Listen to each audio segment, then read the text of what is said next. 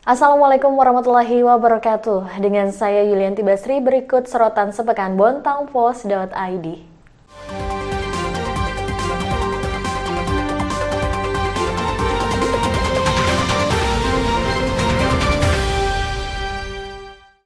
Informasi pertama, sejumlah pot milik Pemkot Bontang di Jalan Soekarno-Hatta diduga dirusak. Akibatnya, pemerintah mengalami kerugian hingga puluhan juta rupiah. Namun, pelaku telah menyerahkan diri dan mengaku mabuk saat kejadian. Dinas Perumahan Kawasan Permukiman dan Pertanahan telah melaporkan kejadian ini ke polisi. Ada 4 pot besar berwarna hitam yang pecah dan jatuh ke jalan. Pot di median jalan tersebut juga berisi tanaman hias. Ukuran pot itu sekitar setengah meter. Akibatnya, Pemkot Bontang mengalami kerugian sekitar 20 juta. Terinci biaya per potnya bisa mencapai 5 juta. Harga pot ditaksir sekitar 2,5 juta. Sementara sisanya yakni berupa bunga, tanah, dan biaya pemasangan. Namun kejadian ini berujung damai. Pelaku menyerahkan diri ke polisi dan siap mengganti kerugian yang ditimbulkan. Pengakuan pelaku, pot itu rusak lantaran didorong ke jalan. Saat itu pria berusia 20 tahunan sedang dalam kondisi mabuk. Dia pun meminta maaf dan siap mengganti 4 pot yang rusak. Sehingga Dinas Perkimtan akhirnya mencabut laporan yang sudah masuk ke Polres Bontang. Informasi selanjutnya, wacana diperkenankannya pemulasaran jenazah COVID-19 di TPU nampaknya tidak bisa dilakukan dalam waktu dekat. Pasalnya saat ini TPU sudah dalam kondisi sesak. Wacana tersebut mulai dibahas oleh tim Satgas COVID-19. Kendati begitu, hal ini tidak bisa dilakukan dalam waktu dekat, mengingat Satgas mesti menyiapkan SDM, yakni relawan pemulasaran jenazah. Selain dibutuhkan SDM yang mumpuni, persoalan lain, hampir semua TPU yang ada di Kota Taman sudah sesak. Yang ideal saat ini yakni lahan pemakaman di Bontang Lestari. Pihak Perkimtan dan PUPRK tengah menggarap lahan baru tepatnya di bagian belakang tempat pemakaman saat ini. Luasannya mencapai 2 hektar.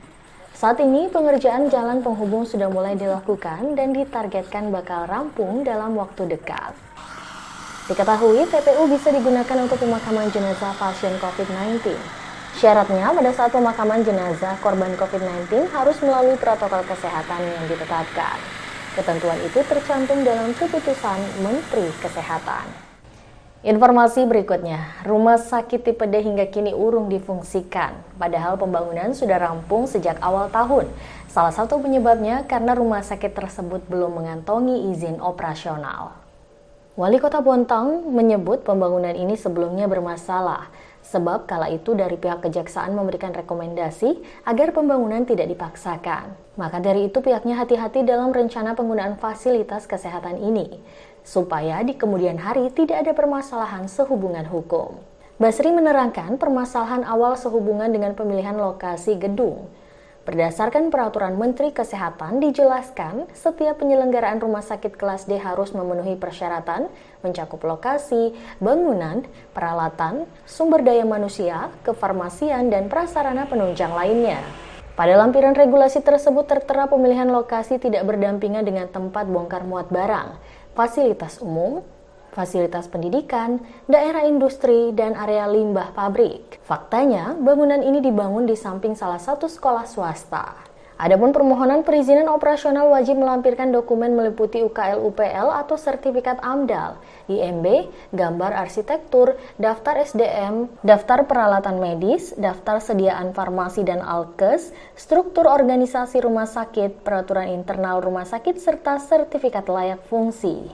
Menanggapi itu, Kepala Kejaksaan Negeri Bontang Dasplin mengaku belum mendapatkan laporan dari masyarakat atau pemerintah, sehingga belum ada tindak lanjut sehubungan permasalahan tersebut. Ia juga tidak membantah dan mengiyakan potensi adanya temuan pelanggaran regulasi. Adapun bangunan ini sempat akan dijadikan safe house pasien COVID-19. Namun, masyarakat sekitar menolak karena dekat dengan permukiman dan sekolah. Kepala Dinas Kesehatan Bahaudin mengatakan tidak bisa memfungsikan rumah sakit itu dalam waktu dekat karena terkendala anggaran pengadaan alat kesehatan, sementara dana yang dibutuhkan tidak sedikit.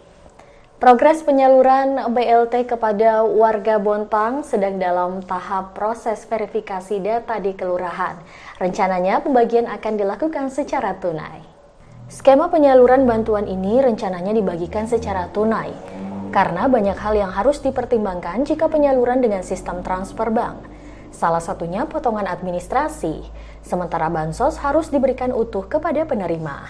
Jika penyalurannya dilakukan secara tunai, maka skemanya sama dengan bantuan yang diberikan pada tahun lalu. Dikumpulkan di setiap kelurahan atau sistem door-to-door. Sementara bila penyaluran per kelurahan, maka akan dilakukan penjadwalan sebagai upaya meminimalisasi potensi kerumunan. Mengingat saat ini masih dalam masa pandemi. Adapun kriteria penerima diantaranya merupakan warga tidak mampu, pekerja informal alias serabutan, dan belum menerima bantuan dari pusat. Bantuan tersebut bakal disalurkan per kepala keluarga. Jumlah penerima bantuan tahun lalu diketahui sebanyak 13.730 kepala keluarga. Informasi berikutnya, ratusan calon penumpang di Pelabuhan Lok Tuan terpaksa gagal berangkat. Hal ini karena mereka tidak memiliki surat vaksinasi minimal dosis pertama. Tiket hingga surat rapid antigen calon penumpang hangus sia-sia. Padahal tidak sedikit dana yang dikeluarkan untuk mengurus persyaratan perjalanan. Mulai dari rapid antigen, bahkan puluhan penumpang melampirkan surat keterangan sehat agar bisa ikut dalam kapal. Namun, aturan terbaru, selain menunjukkan surat keterangan hasil negatif PCR 2x24 jam atau rapid antigen 1x24 jam, penumpang diwajibkan menunjukkan kartu vaksinasi pertama. Sempat terjadi kegaduhan, calon penumpang bersitegang dengan petugas agar diperkenankan ikut dalam pelayaran. Namun, aturan tetap ditegakkan. Pengecualian bagi mereka dengan kepentingan darurat, namun harus memenuhi sejumlah persyaratan yang telah ditetapkan. Informasi terakhir, 100 hari kepemimpinan Basri Najira. Sejumlah capaian telah diraih, salah satunya 100% kepesertaan JKN.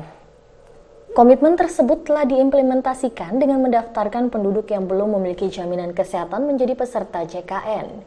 Dengan begitu, seluruh warga yang memiliki identitas Bontang telah tercover BPJS. Selain BPJS, WiFi gratis pun mulai dikerjakan. Terdapat 200 titik yang bakal dipasang, dianggarkan di APBD perubahan dan akan dipasang di fasilitas umum. Wali Kota Basri juga mengklaim bahwa telah memberdayakan UMKM, dimulai dengan menerapkan aturan wajib menggunakan batik lokal Bontang saban Kamis untuk ASN. Begitupun dengan pemberian cenderamata kepada tamu pemerintahan menggunakan produk lokal. Di samping itu, duet Basri Najira pun melakukan moratorium izin minimarket waralaba. Harapannya agar minimarket lokal dan pedagang kecil bisa lebih berdaya. Dia menyebut janji politik yang lain seperti rantang kasih ataupun stimulan RT bakal dilakukan. Menunggu rencana pembangunan jangka menengah daerah disahkan. Demikian sorotan sepekan kali ini. Terus ikuti informasi kami di www.bontangpost.id. Saya Yulianti Basri, terima kasih. Wassalamualaikum warahmatullahi wabarakatuh.